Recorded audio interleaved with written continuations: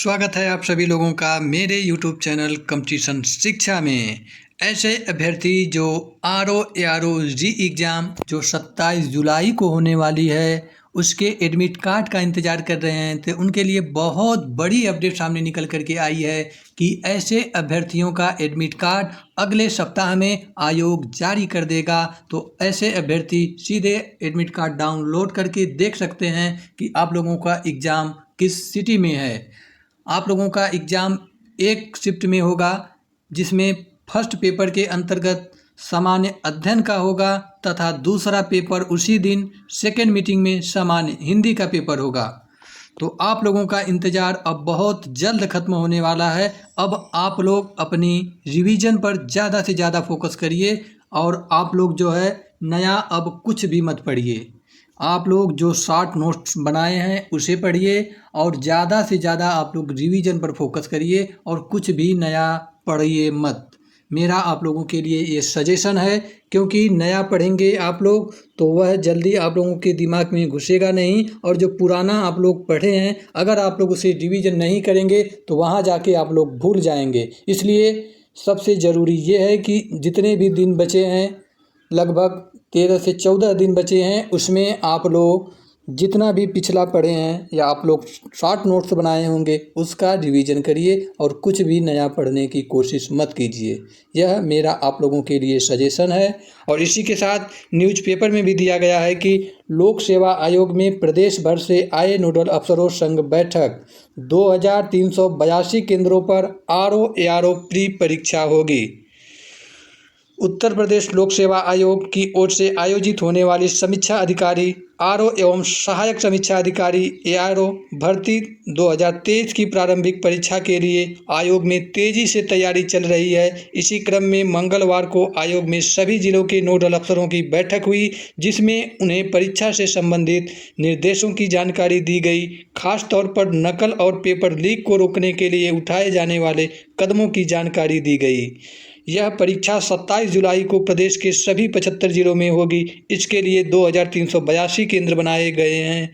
परीक्षा में 411 पदों के लिए आवेदन करने वाले 10,76,004 अभ्यर्थी शामिल होंगे। आयोग परीक्षा से 10 दिन पहले प्रवेश पत्र जारी करेगा। तो 10 दिन पहले यानी 17 या 16 या 18 तारीख में आप लोगों का एडमिट कार्ड आ सकता है। आयोग ने परीक्षा को पारदर्शी और नकल विहीन बनाने के लिए कई आधुनिक तकनीकों को अपनाया है। सभी परीक्षार्थियों की बायोमेट्रिक पहचान और आइरिस कैप्चरिंग अनिवार्य की गई है, जिससे सही अभ्यर्थी की पहचान सुनिश्चित हो सके। आयोग में हुई बैठक में नोडल अफसरों को बताया गया कि परीक्षार्थियों की सुविधा और पारदर्शिता को ध्यान में रखते हुए निगरानी तंत्र को पहले की तुलना में काफ़ी मजबूत किया गया है। परीक्षा केंद्रों पर तकनीकी गड़बड़ी और तकनीकी सेधमारी मिलने पर जांच की जिम्मेदारी निभाने वाली एजेंसी पर जुर्माना लगाया जाएगा। बहुत बड़ी अपडेट सामने निकल करके आई है।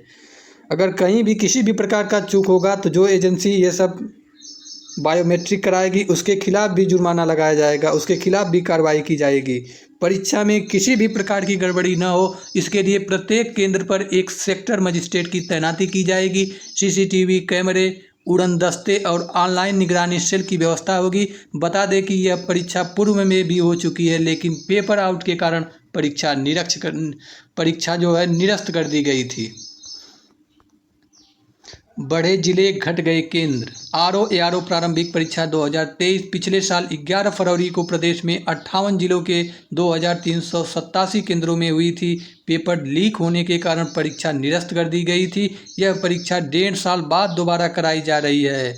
इस बार 75 जिले के 2382 केंद्रों पर होगी, यानी 17 जिले तो बढ़े लेकिन 5 केंद्र घट गए। अब देखने की बात यह है कि जो इसका पेपर पहले आउट हो गया था, इस बार सरकार कितनी तगड़ी व्यवस्था से यह पेपर करा ले जाती है या इसमें भी फेल हो जाती है। और यह परीक्षा आप लोगों को पता होना चाहिए कि बहुत विरोध के बाद अभ्यर्थियों के एक शिफ्ट में कराने का निर्णय लिया गया था, क्योंकि सरकार ने सीधा सीधा एक आदेश निकाला था कि ऐसा कोई फॉर्म जिसमें अभ्यर्थियों की संख्या 5 लाख से अधिक है तो उसे 5-5 लाख के शिफ्ट में करके 2 से 3 शिफ्ट में कराए जाने का निर्णय लिया गया था। इसका अभ्यर्थियों ने प्रयागराज में बहुत विरोध प्रदर्शन किया। उसके बाद सरकार बैक फुट पर आई और एक शिफ्ट में कराने पर निर्णय लिया।